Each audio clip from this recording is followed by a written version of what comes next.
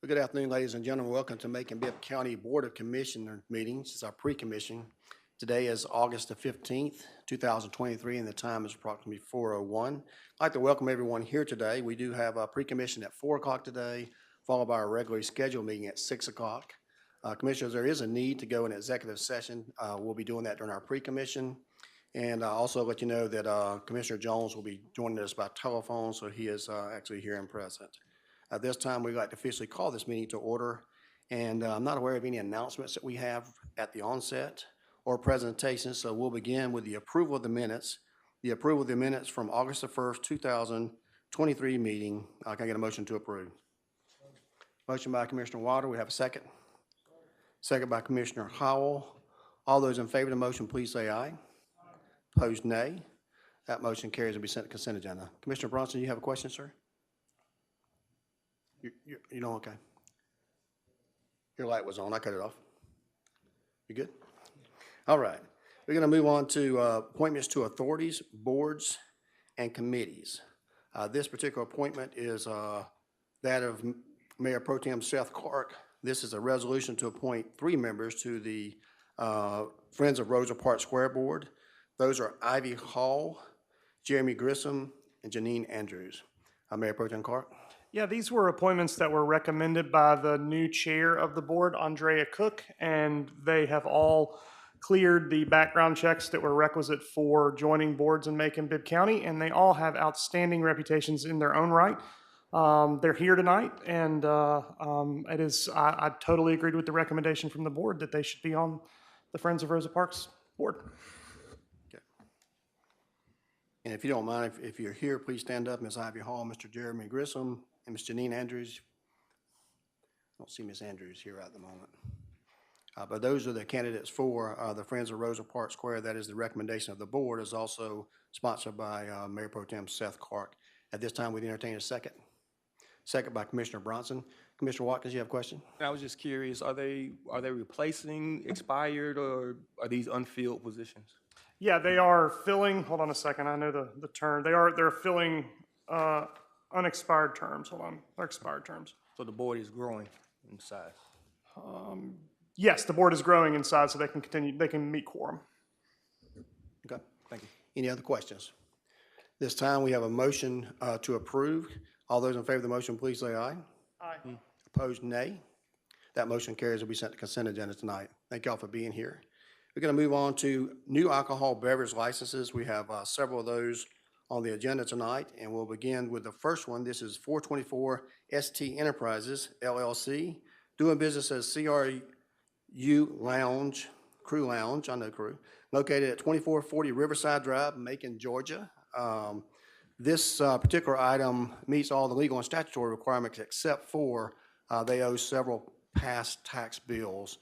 Therefore, legal recommends, have reviewed this and recommends denial at this time until those bills are paid. So at this time, I'd make that motion. Do we have a second?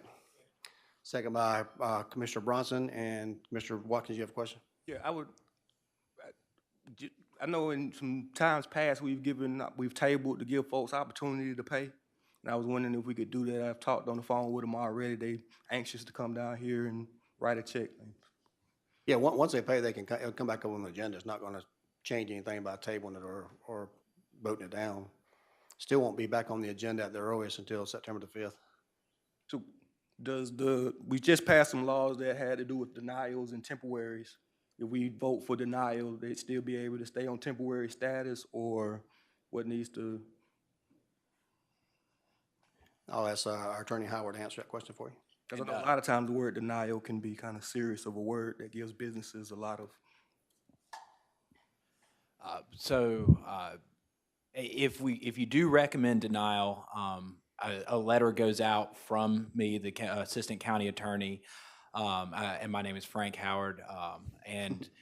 From the date that letter goes out, if we send it out via email, the person who, the applicant has 10 days to appeal the recommendation of denial, and that would start the process for a hearing and everything, which would give them time to pay that tax bill before a final decision is made. Is that what you're referring to, Commissioner? Can I clarify something? Please. So what you're saying is, can you hear me? There you go. If the commission votes to deny today, you would send out an appeal letter, and but between now and the next hearing with the commission, they could pay their tax bill, and it would have no effect on their ability to get the alcohol license. No, the commission would reconsider and have another opportunity to determine whether to accept or deny the. Right, I understand. But the bottom line is they could approve or deny, just like if the first time it'd come up if they pay their tax bill. And this would, if they deny it today, they'd give them a chance to pay their tax bill. That's correct.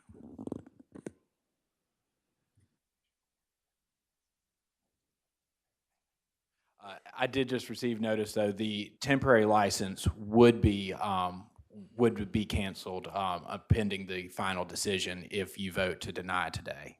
Say that one more time for clarity. I got The temporary license would be suspended pending the final decision if you all vote to recommend denial today. the temporary license would be suspended? Yes, under the law as recently changed.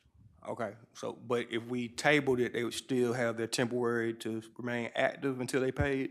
That is correct, yes. Okay, so I guess I know that they just did their soft opening or grand opening and hired folks. I think this past weekend, and I would hate to see them, if their intent is to pay, be in that limbo. So I would ask that we table it just to get them. Okay, well, I think we need to go ahead and probably withdraw the initial motion and second on that first. So we'll withdraw the motion and second on that. And this time we had a motion to table proposed by Commissioner Watkins, second by Mayor Pro Tem Clark. It's a non-debatable motion. All those in favor of tabling this, please say aye. Aye. Opposed, nay. That motion carries and now table. We'll reconsider on September the 5th, and we've checked and see whether or not they pay the taxes.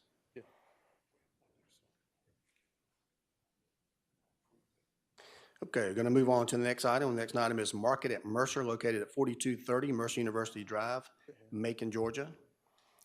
You can see that's a corner of Log Cabin slash Mercer University right there, the very corner, two-story building, and that has met all the legal and statutory requirements, and also submitted a certificate of good standing indicating they owe no taxes. Legal recommends approval of this motion. Can we get a motion to approve? Motion by Commissioner Howell. Do we have a second? Second by Commissioner Wilder. Any discussion? Here, no discussion. All those in favor of the motion, please say aye. Opposed, nay. That motion carries. We sent the consent agenda. The next item is item C, Mahadev 1212 DBA Texaco Food Mart, located at 1212 Eisenhower Parkway, Macon, Georgia. You can see that on your screen there, where exactly that is at. They have likewise met all the legal and statutory requirements, submitted their certificate of good standing, and there's no outstanding taxes on this one. So legal recommends approval of this item as well. This time we'd entertain a motion for approval. Motion by Commissioner Lucas, second by Commissioner Bronson. Any questions? Hearing no questions, all those in favor of the motion, please say aye. Opposed, nay. That motion carries. Will be sent to consent agenda. The next item on the agenda are grants. Item 7A is a resolution authorizing the acceptance of a trauma course grant from the Georgia Emergency Medical Services Association, an amount not to exceed $5,850 with no local match required, awarded to the Macon-Bibb County Fire Department. This is no local match required. This time I entertain a motion for acceptance of those funds. Motion by Commissioner Wilder, second by Commissioner Bronson. Any questions? Hearing no questions, all those in favor of the motion, please say aye. Opposed, nay. That motion carries and will be sent to consent agenda. Next item is item B, is a resolution to authorize the mayor to execute an agreement with UWCGHI, which is United Way of Central Georgia, Inc., Brookdale Resource Center, granting Emergency Solutions Grant Coronavirus, ESGCV funding, an amount of $91,843.63 for the provision of temporary emergency shelter services. And I saw Ms. Bender here earlier. She's there from Brookdale, and they've applied for these funds. It's been awarded to them through the procedures that we have, and this time we'd entertain a motion. We've got a commission. Commissioner Lucas, you have a question? No, I was going to move, but Okay. I had a comment Okay, as well. we'll let you make that motion. We have a second? So, Second by Commissioner Howell, and now we'll hear from you, Ms. Lucas. In our meetings out of town and in just one-on-one discussions with a number of our colleagues around the state, they are well aware of the Resource Center. And I think Warner Robins is in the process of kind of developing one based on what Macon-Bibb has done. So all those involved with this, we all knew that this was a wonderful venture to begin with, and we know even more so now what a great thing it is. And I was so impressed with the community spirit in doing the garden. The picture of all of the food that was grown there in the gardens, the raised gardens in back of the center, it was just wonderful to see that. And being a girl from the country who's used to growing up with looking at those kinds of veggies, it was just wonderful to see, and I think it serves as an example. I think the professional organizations are also well aware of Brookdale and are encouraging others around our state to emulate the Brookdale Warming Center. So our congratulations to all who've taken part, and congratulations to the citizens whose tax money has gone into keeping that site and developing it. And so salute to all of you. Thank you, Commissioner Lucas. I will add that Commissioner DCA, Commissioner Christopher Nunn and his executive team came to do a tour there as their first tour as they go across the state of Georgia. And they chose that because of all the information they've heard on that. And they actually, we had lunch there at Brookdale Resource Center together, and they were able to consume a lot of the fruits and vegetables that were grown there. Some, I think 2,200 pounds now roughly have been grown there, so making some good progress. We got two more people want to speak. Commissioner Water. Yeah, much as anything, I want to commend us for bringing this up and getting verbal about it today. As unfortunately, we got a lot of people that get on social media that still have no clue of what we're doing for the homeless. And we do have at least one news station here today, and maybe he'll make sure and draw it out a little bit. We've got a lot going on for the homeless here in Macon-Bibb. And this center actually started a couple of days before several of us were officially in office, and I was proud to be a part of that.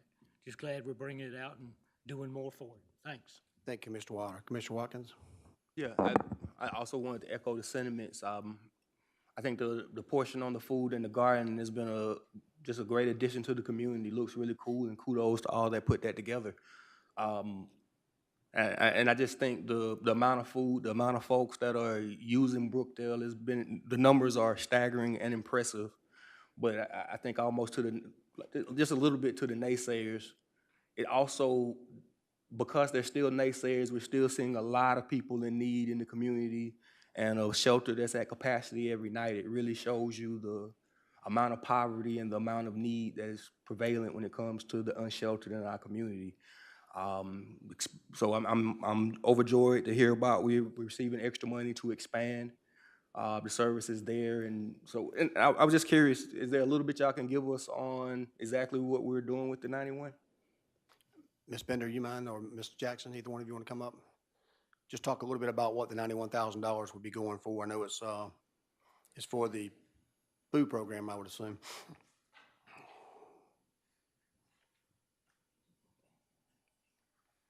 Ms. Bender can actually go into a little bit more detail, but with regards to these particular funds, it'll go toward food.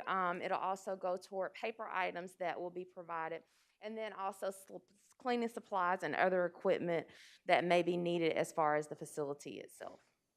Okay.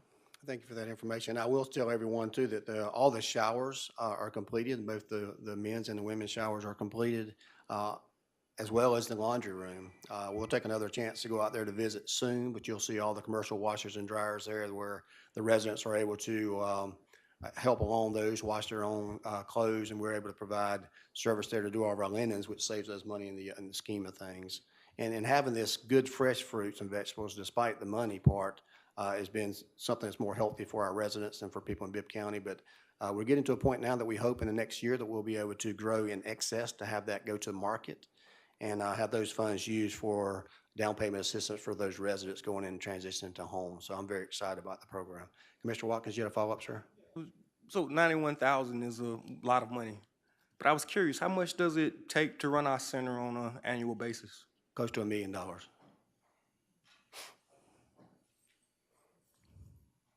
Cool. And I guess we serve, and you probably know, with that million and everything, how many families or So I can give you some households? I'm numbers not sure of why you said it. who we, what we, I'm sorry, I'm Allison Bender. I'm the director at the Brookdale Resource Center. Thank y'all for having me here today. So let me just read some numbers to you. To date, just this year, we've served 706 people total, with 63 of those being families and 156 of those being children. And that's just this year. To date, over the past 3 years, we have served a total of 2,103 people altogether. 497 of those were children, or are children. And just to go back on the food a little bit, with the gardens, we've been able to drop the dollar amount per meal by a whole dollar. So we average what we spend on excess food that we obviously have to get from other sources, our proteins and things like that, since the garden has been in place. But since the garden has come about, we've saved about $1 per meal per person. And we serve 3 meals a day to those that are in the front, which is the actual Brookdale Resource Center. And then we serve 2 meals, a dinner and a breakfast, to those that are in the overnight shelter that's in the back. I'm curious, what's the difference between the front and back? Or what's the difference between the two? You made a distinction just then. Oh, yeah. first time So hearing it. obviously, it was mentioned before that we have expanded on the number of people that we've been able to serve because of the size of the building. And so we've opened up the gymnasium and turned it into an overnight shelter. And so we allow people to stay there for up to 30 days. And they come in every evening. And then those people can transition to the front and receive all of the services that are in the front of the building, which is the Brookdale Resource Center, the 90-day program. Okay. Thank you, Commissioner Watkins. Thank you, Ms. Bender, for being here tonight. We do have a motion and second. At this time, we'll go ahead and take a vote. All those in favor of the motion, please say aye. Aye. Opposed, nay. That motion carries unanimously. Be sent to the consent agenda tonight. Going to move on to appropriations. We've got a couple items here for appropriation, at least 8A. A ordinance to authorize a supplemental up to $300,000 from the general fund balance to transfers to capital improvement fund for the purpose of funding the purchase and installation of a new roof for Macon City Hall. We have several areas at Macon City Hall that is in dire need. I see our Mr. Riles here today of a uplift, and this is an estimate that we believe would take to accomplish those needs, and he has asked for that, so we consider that an emergency, especially after his last range that we have, expenditure. And we're asking that to be considered by the commission tonight. Commissioner Bronson, did you have a question, sir? Yes. Question for you. Okay. Coming now. Yes, sir. Hey, Doc. Got Director Riles here as well behind you if you want to. Either one. Good target practice. So in regards to the roof, I know my biggest push has been solar panels. With the fundings that we're putting in right now, I know we did the Parks and Recs for solar panels. Have we looked at City Hall, and will there be any solar panels included in this particular batch of money that we have here? No, sir. And may I ask, out of curiosity, why not? The solar panel project, which I think you're gonna get another update today, those buildings already been selected and moving forward. City Hall was not one of them that I recall, but. Actually, 2015, we have a design for this facility to feed solar power into here and the EMA bunker. Right. But it was originally designed for the back parking lot, and then it was put on hold for the parking garage. But now it can be placed on top of the parking garage, so we don't want to get caught before the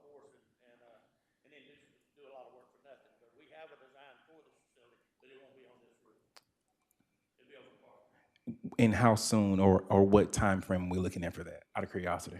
You're looking at about 20 months on that, but there's some design that has to be considered in that whole process, and the cost to build, if you're gonna include that, and it's gonna be cost prohibitive, just to tell you in advance on doing solar panels on top of that. Now, as far as the bunker goes, is that still a possibility?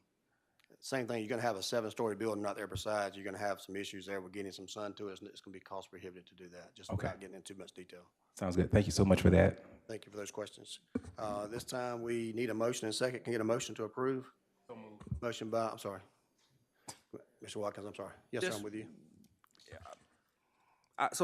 So I know, explain to me how the money works here. Like, no issue with the putting up the roof, but what does from general fund balance to transfer to capital improvement fund, like mean? So where's that money?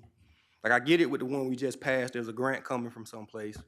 But I assume because it's here, we didn't originally appropriate this in the budget. Correct, we did not, and okay. we keep a capital improvement fund that we normally do halfway through the budget year. Look, our capital, remember, capital is any project that's over 25,000. Any projects over 25,000, we normally do through the capital budget line item. And so we're gonna go ahead and transfer this 300,000 into that. Facilities will build the repairs to that line item. All right, so we have a capital improvement fund that funds repairs, and we got that scheduled, and this was something on it. So the other part, the 300,000 is coming from General fund. what? But somebody, like, we budgeted the general fund, and all that money is spoken for, and then this comes from, like, I guess I get. We're really when we say general fund, we're really saying fund balance. So, you know, Okay. we have fund balance that we accumulate over time, and that we're able to, when we have emergencies like this, we're able to transfer funds from fund balance to the appropriate line item to do the service or buy the piece of equipment or whatever we commission approves. Okay, and just there's several millions in the fund balance. Yes. We know how much? 8, what's the final number? Fund balance from last year?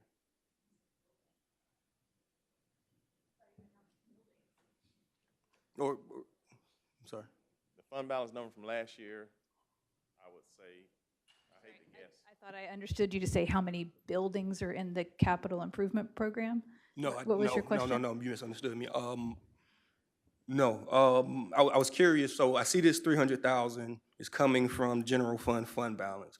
And I was curious, I guess I was just needing a refresher of what that was and how much was available from said funds.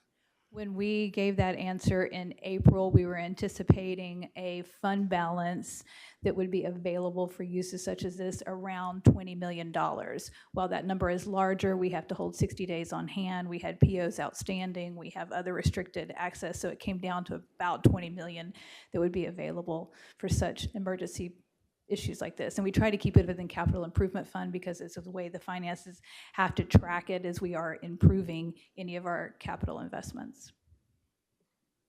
Okay. And there was we funded some capital improvement, or that's still a wish list and we'll put money into it? Yes, the way that works, it is a wish list. So about mid-year, we look at the priorities, and then we bring that list back to commission for approval. Is that upcoming or already happened? Upcoming, It's upcoming. Okay, all right. this fiscal year. Thank you. No problem. At this time, we entertain a motion to approve. Motion by Commissioner Howell, get a second. Second by Commissioner Wilder. All those in favor of the motion, please say aye. Opposed, nay. That motion carries and will be sent to consent agenda. Moving on to the special purpose local ops and sales tax. This is a resolution to approve the 42nd Amendment to the 2018 SPLOST project timelines and budget as presented by the SPLOST project manager. This is to approve the amendment. This time I'll make that motion. Can we get a second? Second by Commissioner Wynn. Any discussion regarding the supplement? All those in favor of the motion, please say aye. You came in between my Commissioner Watkins, go ahead. Trying to give an opportunities for others. But I was curious, so when we were talking about the courthouse additions and now we have this list, does this would this round them out and then we have a safe courthouse, or is this phase one of the plan that you were speaking of earlier? Because earlier we were gonna be waiting until like December for a study to come back, and now I see this. So how do all that merge together, I guess? So this comes together because there's a need at the courthouse right now. District attorney's been calling me every month wanting to get this, extra room that it has over there completed, the grand jury room, the library over there. She's converting it for space that she needs out of there. All the courtrooms are severely behind in the, on the, what do you call it? I call it ATV, something like that. All the equipment, audiovisual equipment, and they keep making those requests there for those. Those are things that are not gonna change despite the building improvements we're gonna be making, so we want to go ahead and do that. So, we totaled all that up for an estimate around $2.54 million. That will come out of the courthouse budget. What we talked about the last time is we have got a, design being completed by Wakefield and Baisley that they'll make a recommendation that we'll send out for an RFP to get a more close figure on what it's gonna take to get the courthouse in a condition that we believe it's safe and secure, and also addresses all the needs that the taxpayers did in 2018 for updating the courthouse. So that figure is still the time frame we gave you, sometime around December, January on that from Wakefield Beasley. But this is something that they've asked us to move that up in advance, that won't cause any issues with the RFP process that we have going over there. So we do, I still need a second. I got a motion. Got a second? All those in favor of the motion, please say aye. Opposed, nay.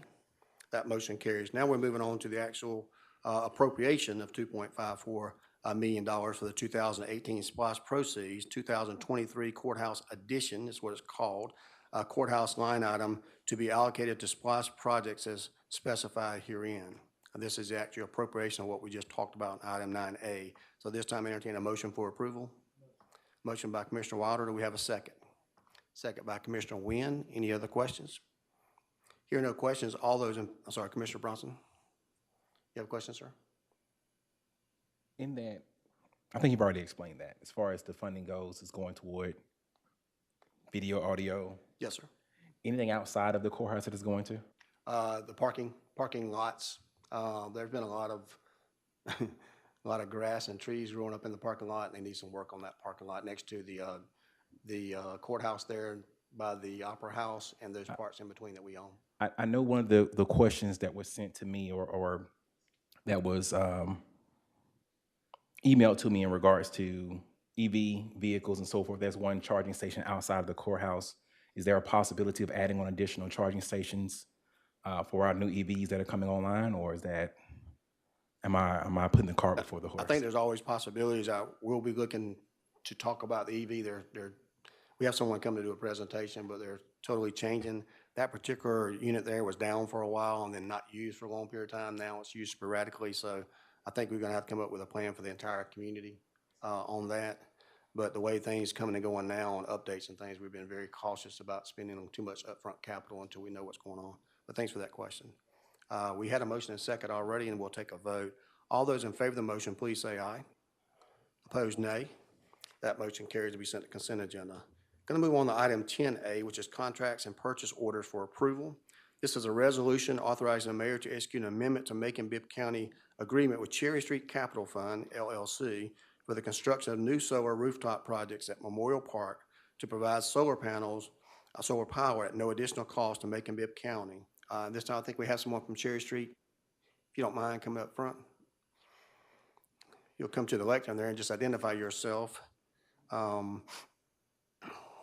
I know we have a couple of questions we typically do on this particular issue here, and I think this is also one of the locations that Commissioner Bronson had asked to be moved up in some priority. So at this time, if you don't mind telling us who you are and what you can say about this particular project. So my name is Kenneth Darasol. I am the account manager for the Macon-Bibb project. I also serve as the customer success manager, and so I make sure to take any priority recommendations to heart and make sure that we can prioritize those to the top of our list. We did this the way we do every other project, where we looked at how big of a project we could actually fit that would fulfill Macon-Bibb's needs without backfeeding much to the grid. In this case, we were able to design a 55 kilowatt DC system, which basically is a 50 kilowatt AC system that, If you don't mind speaking into that mic just a little bit oh, closer. I'm to sorry. you. Yes, sir. Okay, so it's Got people at about home. 50 kilowatts AC, and that would represent about 80,000 kilowatt hours. To put that into regular terms, it's the same as a small steam iron. If you had 80,000 small steam irons, or about 2.2 million cell phones charged, that would be the equivalency of the amount of power that this array will generate for Memorial Park on an annual basis. We have any questions, Commissioner Howell? Yes, sir. Yes, sir. And you're gonna have to back it way down because I'm a layman here and just trying to figure out. Yes, sir. So you've answered the first question. Kilowatt DC is not on demand. Kilowatt DC is actual DC current that converts to AC current. Yes, sir. The total kilowatt hours per year is 800,000. 80,000. 80,000 kilowatt hours. And Macon-Bibb County collects 10 cents per kilowatt hours.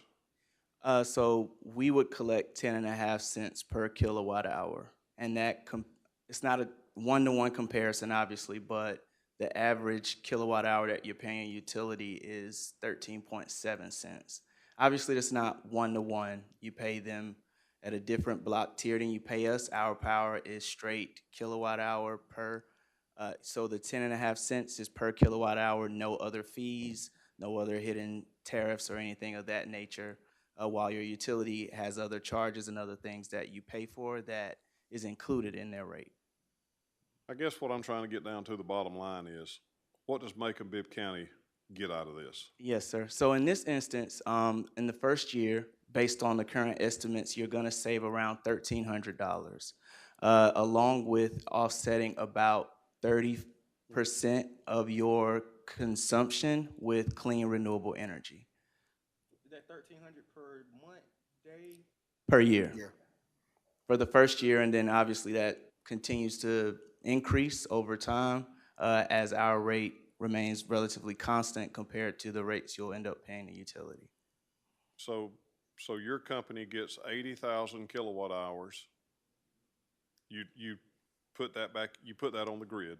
Well, we produce it for Memorial Park. So the way the design works is that we design the array so that 95 to 100% of the power that is produced is used on site. And so if there's any other power or your nighttime power, that's why we say about 30%, because there are other times in the day where you may use more than the amount of power that we're producing, or if it's nighttime where the sun is not out, then you're using utility power. So if we're saving $1,300 a year, what are we spending at that location in a year? So based on your average utility use, you spend about $30,000 at that site with Georgia Power a year. So we are going to be able to reduce that to about $20,000, but we'll collect about $8,000. So that's where that difference of about $1,300 comes in. Again, I'm slow. Okay, so I'll try it one more time. You get y'all make about $8,000 a year on this. Correct. Yes, sir. While Georgia, so originally you would have paid, in the past 12 months, you would have paid Georgia Power $30,000 a year. So instead, we're going to be able to reduce that to $20,000 a year, or around about $20,000 a year. We'll collect about $8,000 a year. And then over time, as your Georgia Power rate continues to rise, our rate will rise at a much lower amount. And so those savings, that $1,300, will continue to grow over time. So you'll see $1,300 this year. The next year, you'll see a little bit more, and incrementally more and more money saved by having this solar array installed on Memorial Park. And that's outside of the environmental benefits. Well, I understand the environmental benefits, and I understand that it's great that we're green and all that, but Yes, sir. I also understand the business model, and it sounds like y'all got a pretty good one. Thank you. The part that's being missed is we're just guaranteed to pay less than we are, but they bear all the costs we're not buying the array, it belongs to them.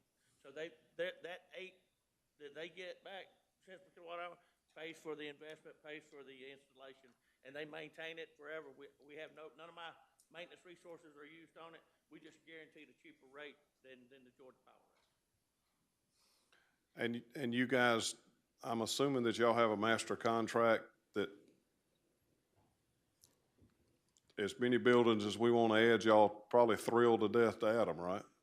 Well, the contract is set up in a way to where if we can't propose an array that is going to save you money, then we don't propose it. So there are instances right now where there are sites that Macon-Bibb would like to prioritize. This one was one of those sites. There are others where we couldn't make the financials work just yet, but we see that changing with the increases in the utility rates over the next couple of years. So what we'll do is we'll keep running the numbers as best we can and try to keep our costs and the cost of our materials as low as possible to beat that rate. Yes, sir. And a lot of that depends on the operation itself.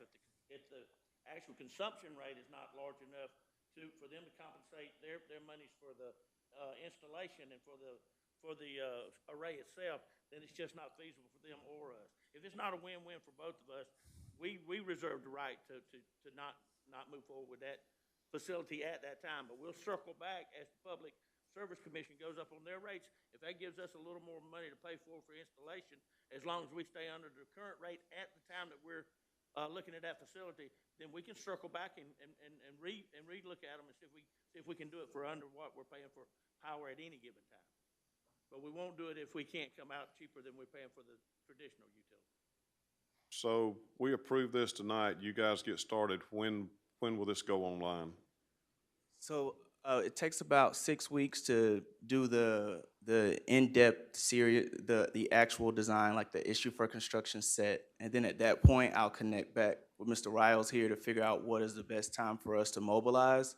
We'll have a kickoff meeting, and then from there, it takes about 3 to 4 weeks to do the installation. So 3 months from now, we should be getting close. Yes, sir. So what I'd like to do is circle back around 15 months from now and let's see what the numbers look like.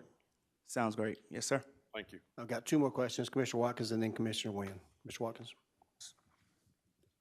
Memorial Park and Memorial Recreation Center are the same place? That's correct. Yes, Okay, sir. so this is going up at, okay. Commissioner Wynn? Yeah, and these are going on a structure that's already there. That's correct. We're not putting up a structure. Right. And if Mr. Riles will tell me he's happy with this, I'll probably go along with it. Okay. You think it'll save the city some money? Absolutely. I would recommend it. Okay. Okay. Not that I don't trust you, he's with the city and he probably wants to help us with saving money. Of course. Thank you. Thank you. It is a win-win for everybody. I think perhaps the company makes a lot more money than us, but that's okay. We don't mind sharing sometimes as long as we're getting a great benefit out of it, especially in the environment plus our pocketbook. So thank you for being here tonight. Commissioners, I had this gentleman here tonight because a couple of commissioners had told me when they got the agenda out that they had some questions. So it's always good to let us know if you have questions ahead of time so we make sure we have the right folks here. So thank you two guys for being here.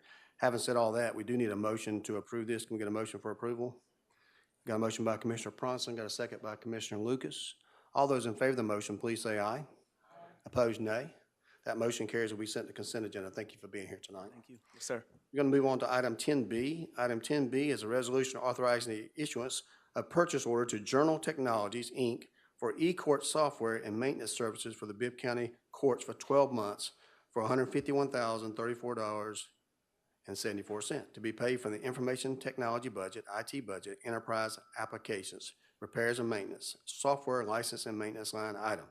That's a lot of information to say. It's coming out of our IT budget that we've already approved. This is a 12-month contract. This time, I entertain a motion for approval. Motion by Commissioner Bronson, second by Commissioner Wynn. And Commissioner Watkins, you have a question? Yeah, so I can remember Journal and e-courts being controversy isn't the right word, but they were a young company and the software interface left us a lot to be desired early on. Have those things been I think there's cleared up in the court, people like them? Because I can just remember conversations where they didn't. I don't know that they Very like them. I strongly. think we have a particular department that's still utilizing them, and until we replace it, this is a way to continue on. I don't know if I said that correctly or not, but that's my recollection. Is there any movement of replacing or? No. But they're working with, I mean, it's not. I mean, But I'm you've sorry. got somebody, I'm sorry. Go you've ahead. got somebody who I don't wants work it. there. I don't work Yeah. there. I'm sorry. Motion for approval. Yeah, you got a constitutional officer that wants it, but you also have a SPOS coming up in the near future, so we can always look to doing that. But right now, it's just not feasible to do that. they are working with the company, and state court is working with them, and they're the lead in it. And as of right now, this is what we have, and we're moving forward. We got a motion by Commissioner Watkins. Do we have a second? Second by Commissioner Wynn. Commissioner Lucas, you had a follow-up question? Yeah, my question was if they were able to communicate with each other, because I think the issue in the past was their ability to communicate and share information and all that, and that is so important. They have made tremendous progress in that, and it's not perfect, but they have made corrections to the modules communicating. Yes, ma'am. So is everybody on this, or are there some who are still? It's my understanding that all the courts that want to be on it are on it. That's not the same So no, thing. everybody's not on it, but the ones who want to be on it are. Okay, yeah, I just think it's important that they be able to communicate, but I do understand when things don't work quite like you need for it to work in your court. But there's got to be a way that everybody can talk to each other, because you save so much time. It's just more efficient. Yes, to ma'am. be able to do that. And seems like this should have been resolved by now. Because that's been, what, 4 or 5 years that we? Longer than that. First- When I got here, we had e-court already, but they Yeah. have been working through it. Okay, all right. Everyone has their favorites, and some are more boisterous than others. So we do have a motion and second. If there's no further questions, we'll take a vote. All those in favor of the motion, please say aye. Aye. Opposed, nay. That motion carries to be sent to consent agenda.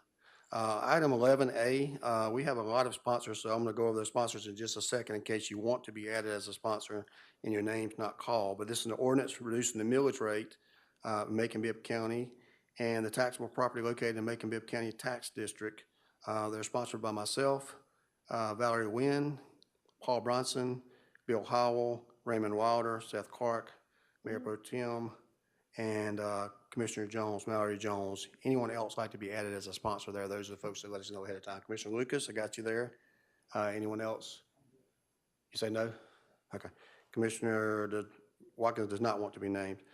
So this time we'll have, you had a graph prepared for us? Where'd Chris go? Have what? There you go. There we go. You said a wrap. A graft. I don't know what she heard, but I'm glad I didn't say something. I heard wrap. You heard what, raft? All right.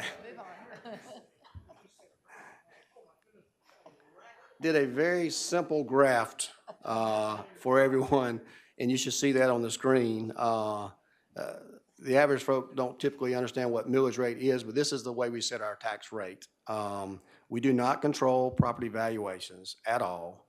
They set up by state guidelines, and tax assessor is 100% responsible for those guidelines. So Macon-Bibb County and none of these folks around the horseshoe have anything to do with your tax values of your homes. At the same time, if we roll the millage rate back to the equivalent of the growth that we have with certain exceptions, any additional value assessed on your property does not generate any additional funds directly to our budget. Which is another thing that's hard for people to understand. But we want to kind of give you a history back, and typically we go 5 years, but we published that in the paper. We've gone 4 years here because all of us has been here for 4 years, and we certainly don't want to take credit or give blame outside of our time that we've been here now. So I want to walk you through the 2021. The millage rate was 20.331. In fiscal year 2022, the millage rate was dropped to 19.901 because we rolled back the growth. Fiscal year 23, which was last year, we were not required to do any rollback at all. And we rolled back approximately 2 mills to 17.901. As you recall, based on the 80% passage of the OLAS, we were required to roll back 5 mills for 2024. So 5 mills is the only legal requirement that we have, but we had already given out 2 last year and that same 2 this year because that'll continue every year. In 2024, our proposed millage rate, in addition to the 5 mills, will be another roughly 2.2 mills, which will reduce our millage rate down to 10.723, which is a 3-year reduction of 9.608 mills, which is the largest reduction in the state of Georgia that I'm aware of. So this is the millage rate we're asking everybody to approve today. Those estimated tax bills that went out early this year will be revised to show the additional amount that Macon-Bibb County government, as well as the school system, roll back another 2 mills. So you'll get another 2 mills on top of this. And under the Tax Relief Grant Act that the state passed with the surplus of some of their money, and thanks for the support we have from our local delegation on that, there'll also be a revision for those that qualify for homestead exemption where you'll get a further decrease in your tax. How that works is Macon-Bibb County Tax Commissioner and Tax Assessor will work together. They will come up with a certain number based on each parcel that has a tax exemption. Macon-Bibb County will reduce that amount and then we'll get reimbursed from the state for that additional amount. So that will be on top of this. So this time we would like to entertain a motion for approval of the reduced millage rate that will indicate a 10.723 mills rate for this year. Motion by Commissioner Wilder, second by Commissioner Wynn. I mentioned earlier all those that were co-sponsors of this bill. At this time, we'll take a vote.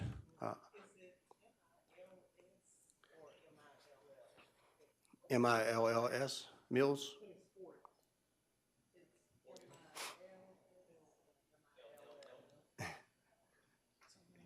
LL? We're trying to take a vote. I saw a light come on. So Commissioner Watkins, you have a question, sir? Yeah. I was curious, I guess, 2 things. What is the, I guess, cash equivalent value of the mills as we discuss them, and some rationale around the additional 2 mills? Sure. So just a few years ago when this OLAS was passed, the average value of a mill was $4.4 million. So actually, when we take that $4.4 million and multiply that times 5 mills, you know, you come up with 20.8, 21 million roughly. Because of the tax digest has grown, even though we're not collecting any additional funding for that in our general fund, the new tax value of a mill is $5.6 million. So that is a jump and a reason for us. So the way it works for every legislative body is that if you have increase in your tax digest, that's based on a valuation, not a new build, not a sale, but actually based on assessed valuation of someone going to your home and estimating that, that figure is determined.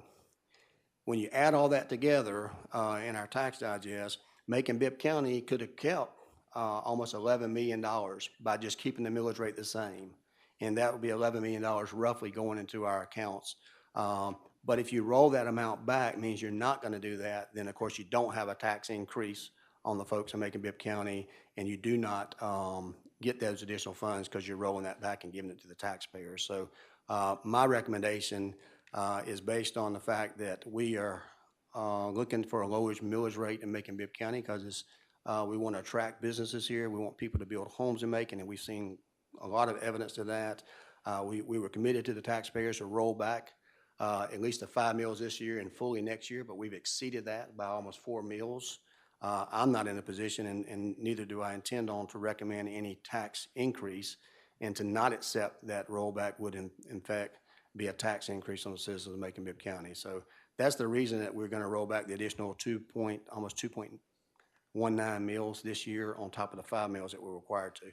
Next year, it will be 100% whatever we collect in our sales tax, together with our normal loss, and that would be the number that you get. When people get their bills, their final bills in the next month or so, they'll see a large reduction in there that has like 13.7 mills that's getting reduced, and then the equivalent of that will be the 5.6 times that, and you'll see how much money that we're giving back to the taxpayers. So I hope I answered your question, but that's my basis for that. Of course, the commission makes the final decision on whether or not you want to roll the millage rate back or not.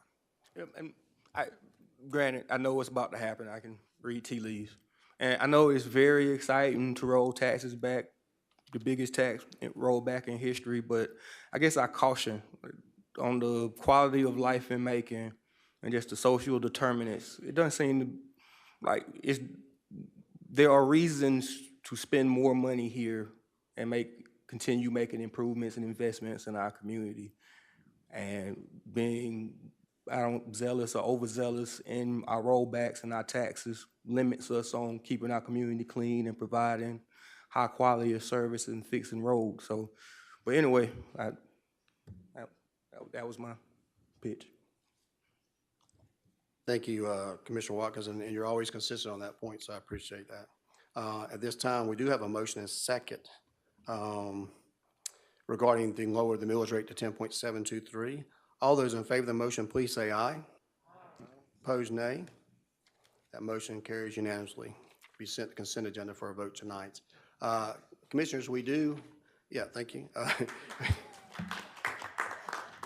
We do have a need to go in executive session, which is item 12, for consultation with the county attorney or other legal counsel to discuss pending or potential litigation, settlement claims, administration procedures, or other judicial actions, and all those allowed by law. This time, entertaining a motion to go into executive session for those purposes. Commissioner Wynn, get a second?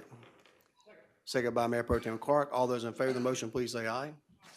Opposed, nay. We're now in executive session. Thank you.